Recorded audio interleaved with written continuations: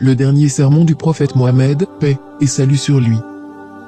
Peu de temps avant sa mort, et alors qu'il faisait le pèlerinage à la Mecque, le prophète Mohammed, paix et salut sur lui, a prononcé un sermon qui allait par la suite être connu sous le nom de « dernier sermon du prophète ».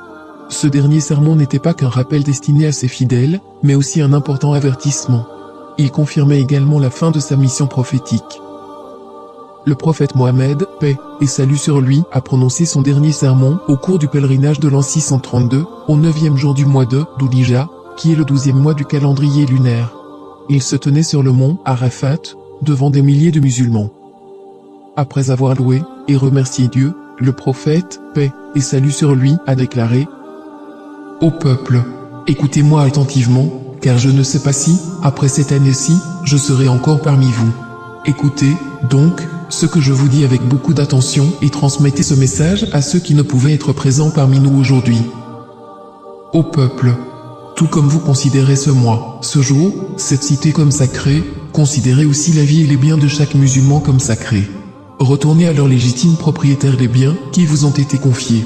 Ne blessez personne afin que personne ne puisse vous blesser.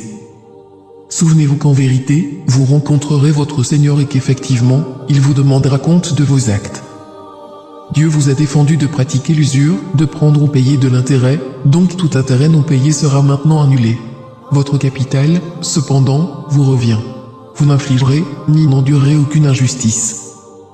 Dieu a décidé de rendre l'intérêt illicite, et tout intérêt qui était dû à Abbas ibn Abdel-Muttalib sera maintenant annulé. Méfiez-vous de Satan, pour le salut de votre religion. Il a perdu tout espoir de ne pouvoir jamais vous amener à commettre les grands péchés. Attention, donc, à ne pas le suivre dans les péchés mineurs. Ô peuple, il est vrai que vous avez certains droits à l'égard de vos femmes, mais elles aussi ont des droits sur vous. Souvenez-vous que c'est par la permission de Dieu que vous les avez prises pour épouses, et que c'est Dieu qui vous les a confiées. Si elles respectent vos droits, alors à elles appartient le droit d'être nourries et habillées convenablement. Traitez donc bien vos femmes et soyez gentils envers elles, car elles sont vos partenaires et elles sont dévouées envers vous. Il est de votre droit qu'elles ne se lient pas d'amitié avec des gens que vous n'approuvez pas et qu'elles ne commettent jamais l'adultère. Ô peuple, écoutez-moi bien, adorez Dieu, faites vos 5 prières quotidiennes, jeûnez pendant le mois de Ramadan et donnez votre richesse en zakat. Accomplissez le pèlerinage si vous en avez les moyens. Toute l'humanité descend d'Adam et Ève. Un arabe n'est point supérieur à un non-arabe, et un non-arabe n'est point supérieur à un arabe, et les blancs ne sont point supérieurs aux noirs, de même que les noirs ne sont point supérieurs aux blancs. Aucune personne n'est supérieure à une autre, si ce n'est en piété et en bonnes actions. Vous savez que chaque musulman est le frère de tous les autres musulmans. Vous êtes tous égaux. Vous n'avez aucun droit sur les biens appartenant à l'un de vos frères, à moins qu'on ne vous ait fait un don librement et de plein gré.